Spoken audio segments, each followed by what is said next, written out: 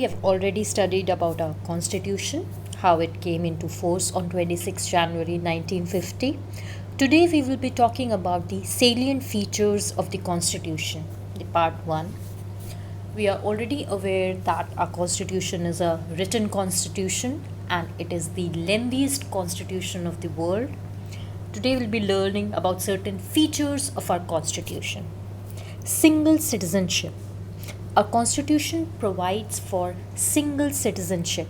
That means all Indians, irrespective of the state of their domicile that is the place where they are permanent residents of, they are the citizen of India. That is to say that all these Indians, no matter to which state they belong, they are citizens of the nation of India. They are Indians.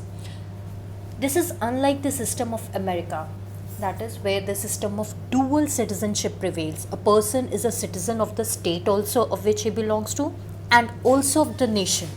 But here in our country, though we are divided into different states for the easing of the purpose of administration, yet we all are Indians. Doesn't matter you belong to Maharashtra, Tamil Nadu, Uttar Pradesh or Gujarat or any state, we all are Indians. We do not have the citizenship of the state. No, we have the citizenship of our country. We all are Indians. So we just hold one citizenship, single citizenship, that is of our nation, that makes us Indians. So all Indians, irrespective of the state to which they belong to, of which they are permanent residents of, they are only citizens of India. This is meant by single citizenship. Now, why do we have this single citizenship?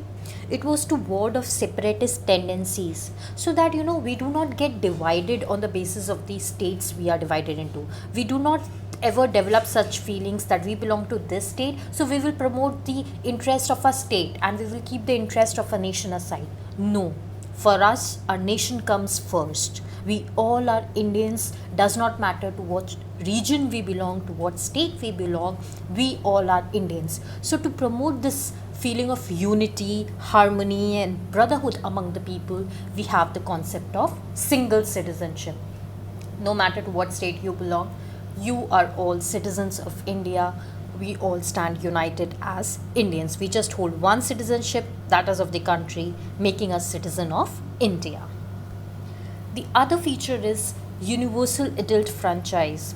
This implies that all the persons, all the Indians of 18 years and above, no matter to what caste they belong, color they belong, religion, gender, economic status they belong to, they all have the right to vote. So if you are 18 years or above, you have the right to vote in our country. No matter to what religion, caste, gender or whatever you belong to, you all have been granted the right to vote. This is universal adult franchise. Now we see that independent India has joint electorate system. Now what is this joint electorate? Before India got independence under the Britishers had introduced a system of communal electorates. That is to say, for some region, if for some constituency a candidate is contesting elections, so the Muslims will vote only for the Muslim candidates and Hindus will go on to choose from the Hindu candidates only. A Hindu person cannot go and choose from the Muslim candidate. So they had created this division. This was communal electorates.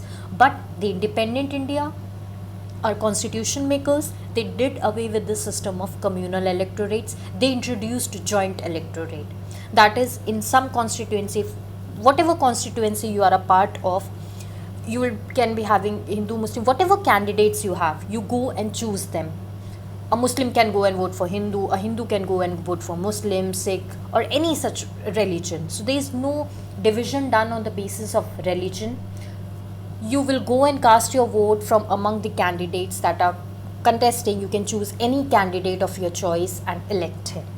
That is meant by joint electorates.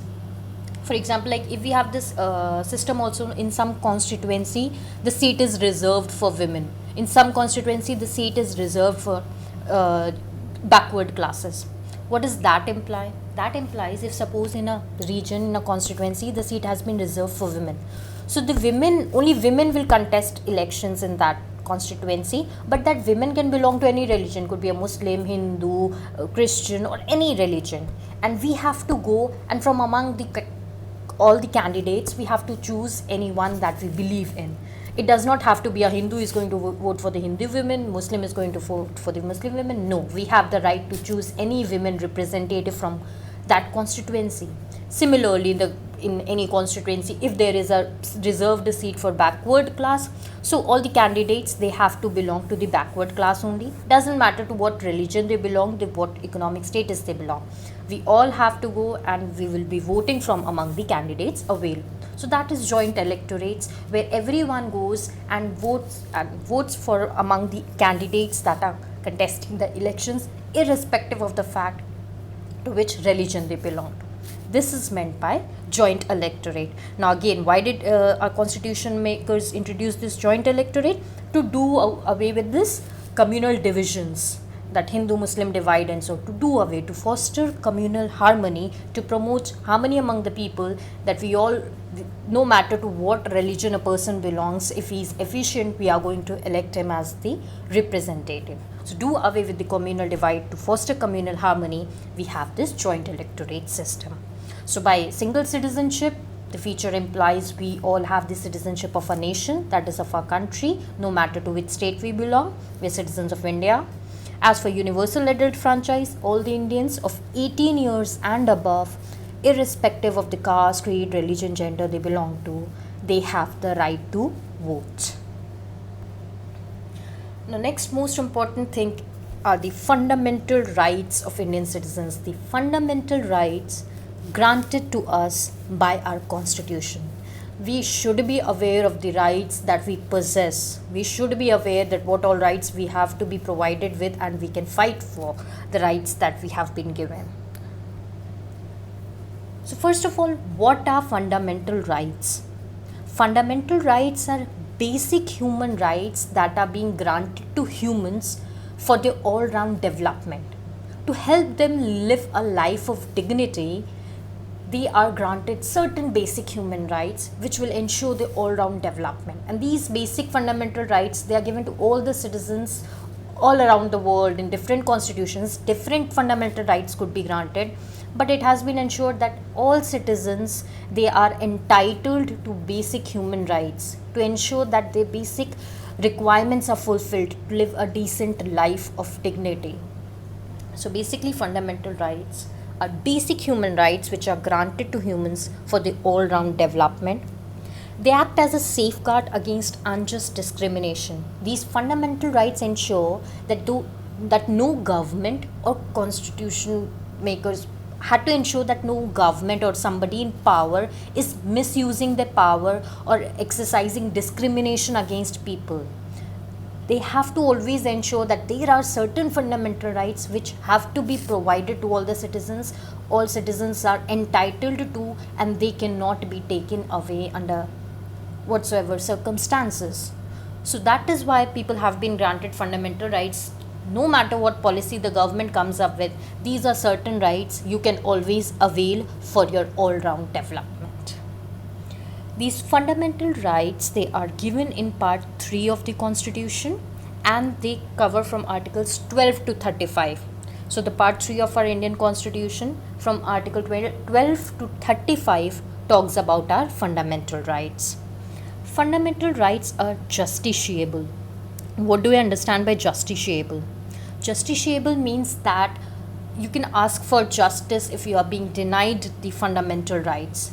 In case any person, any individual, or the state or the government is trying to take away your fundamental rights by misusing their power, in that case you can go to the court and challenge, why am I being deprived of my fundamental rights? So the fact that you can go to the court and ask for your fundamental rights make them justiciable.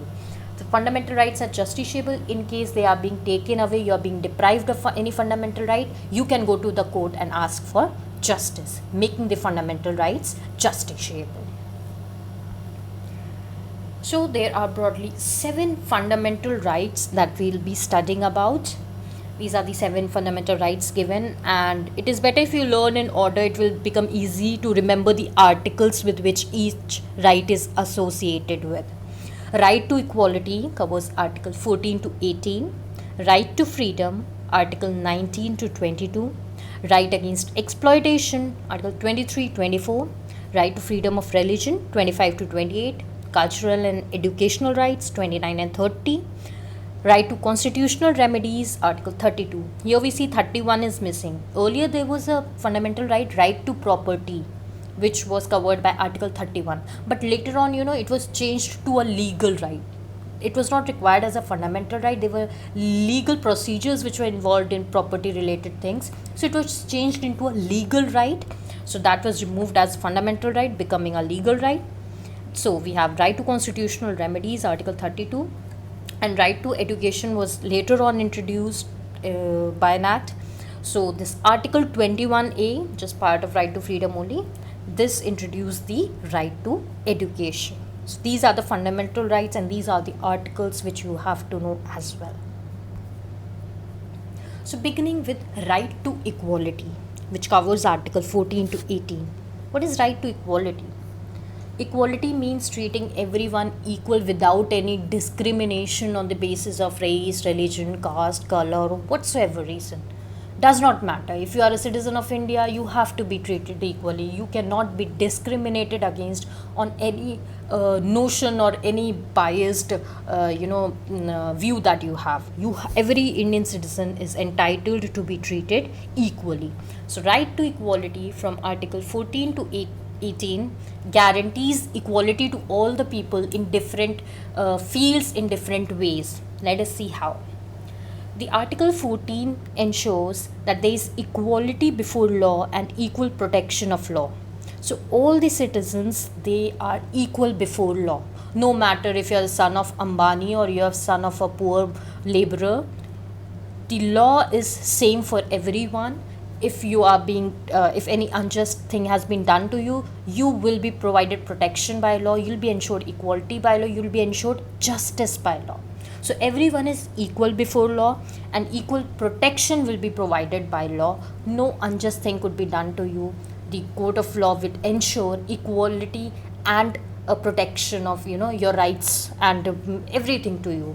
No unjust thing could be done to you, no matter to what section or part of the society you belong to. So all the citizens are equal before law and ensured equal protection by law. That is what Article 14 ensures. No discrimination could be done, which is a punishable thing. Article 15 says prohibition of discrimination on grounds of religion, race, caste, gender, place of birth. So you cannot be discriminated against, no matter you're male, female, or whatever gender you belong to whatever region you belong to whatever ethnicity you believe in, whatever religious faith you have. You cannot be discriminated against for taking admission in any school, for buying property in any place, for entering into any public place. No kind of discrimination will be done. You will be ensured social and economic equality in all the sectors. You will be treated equally, irrespective of the fact of what religion, race, caste, gender you belong to. Article 16 ensures equality of opportunity in matters of public employment. That is to say, to get a job in, say, central or state government, no discrimination can be practiced. There could be certain qualifications, which the government has put up. If you fulfill these qualifications, you can apply for this job in the government sector. So if you are fulfilling the requirements, you can apply for the job. If you get through, you will get the job. You will not be deprived of it just because you belong to certain caste or religion or creed or gender. No such discrimination is to be done. If you fulfill the requirements, everyone stands equally and everyone stands equal chance of getting the employment or the job. So this is Article 16, which ensures that no discrimination is done. Now, one thing we also see that there is reservation included in educational sector also to get admission in colleges, and also in employment sector, that there are certain seats reserved or fixed for backward classes or people belonging to scheduled caste and scheduled tribes. Now, some argue that this is not equality because certain section of the society is giving an advantage by giving them reserved seats, that these seats are fixed for them. But this is not so. It is only to ensure equality that the reservation system was introduced. Because we see these scheduled castes, scheduled tribes, and the backward classes, they were highly discriminated against till the point of independence. These people, they were not allowed to enter into the temples to study, to grow. So when their generations have never studied, do not have knowledge, education, how could you expect them to suddenly become educated and be a part of the culture of which everyone else is? So to bring them to the level of others, to ensure that certain incentive had to be provided, they had to be provided that motivation, okay, you can also become an equal part of the society. So that is why reservation was introduced, so that to ensure that the people from these communities should definitely become a part of education and employment, and eventually after few generations, when all they must have become educated by them, they will be able to follow the normal course of law, and then everyone can be brought to the equal level. So, to give equality to the people who were already discriminated for so many years, the reservation system was introduced. So, we see that reservation in itself was to ensure equality, that it was introduced, and it is not any form of discrimination being practiced. So hence it cannot be argued that it is a form of discrimination. No, it is to do away with discrimination, to bring them to the equal level of the others, that this was introduced. So we see that that is how the right to equality ensures equality is being granted to everyone in different belonging to different sections. Article 17 calls for prohibition of untouchability. We see untouchability as a practice had been part of our culture for long time. But finally, Article 17 abolished untouchability, making it a punishable offense to follow. If you are going to practice untouchability against someone, then you are going to be punished by law. A person cannot be prevented from entering a place of worship or using any public property, public parks, public transport system. No, you cannot be prohibited on grounds of untouchability. No, you cannot be. Everyone is equally entitled to avail these facilities. You cannot practice untouchability. This is ensured by Article 17. Article 18 calls for abolition of titles. Earlier, these landlords and all, they had all these titles like Rai Sahab, Khan Bahadur, Maharaja and all. These titles were used by people of high caste or people who had a lot of land and wealth under their control. So, this was a sign of discrimination. Okay, you're belonging to high caste, you belong to high society, so you are given these titles. So, the constitution did away that no more such titles will be used, which are a form of discrimination between high caste and low caste people, creating a divide among people. No, now such titles are not allowed to be used. Only military and academic distinctions are allowed. Like, this is an exception, that you can get military titles and academic titles like Bharat Ratna, Padma Shri. These titles can be given to people. They are given to people like, who are doing exceptional services in the field of sports, academics, or military. We see the titles like Colonel, Major, they are given in military. Now, why so? Because these titles are earned by people, and they can be earned by anyone. If you are doing exceptionally well in any field, you will be granted an award. If you earn it, you will get, despite of the fact to whatever caste, creed, religion you belong. That does not matter. If you are in army, if you are doing well, you will rise up through the ranks and you will be given a high rank. Does not matter to what caste, religion, gender you belong to, you will be granted. So if you earn these titles, you will be given. They are not a mark of distinction that they are solely given on the grounds because you were born in this family, because you are of high caste. No. If you earn this title, which anyone and everyone can earn, then you can get this title. So this way we see that right to equality has been ensured to all the Indian citizens from Article 14 talking about equality before law and protection by law, Article 15 prohibiting any form of discrimination on such grounds as religion, race, caste, gender, etc., Article 16 including equality of opportunity in matters of public employment. 17, doing away with untouchability. Article 18, calling for abolition of titles.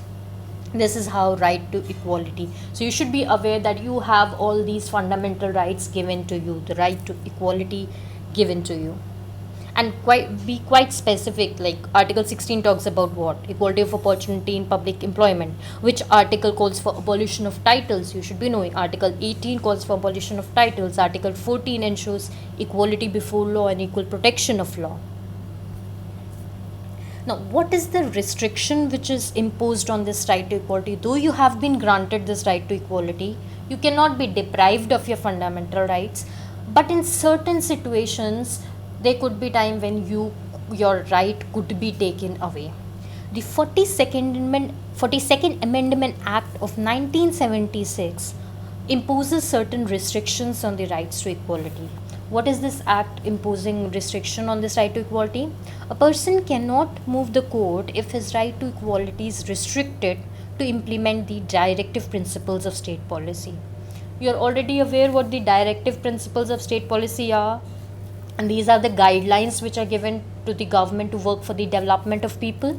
So you say if a government is bringing any policy for the benefit of the people, in the interest of the people, which in a way might be taking away your right to equality, in that case you cannot go to the court and say we are being deprived of a fundamental right, so we have come to court. No, if it is done for the interests of the public good, for the interest of the people, then you cannot go to the court. As for example, reservation system, like I told you, that many can argue that it is discriminatory, but the fact it has been done to ensure equality and for the benefit of a lot of people, in the interest of the discriminated people, you cannot go to the court and argue that you are being deprived of right to equality. Then we see in certain cases, these subsidies are introduced by the government. People of the below poverty line, they are being granted free LPGs, and all these subsidies are introduced by the government for the benefit of the lower caste people or the lower economic status people. In that case also you cannot go to the court and say why government is helping them, not to us, not providing to all, because it is to for their development and for their interests. So in such cases you cannot say you are being deprived of right to equality. So certain kind of restrictions in this way have been imposed to ensure the welfare and the development of the people.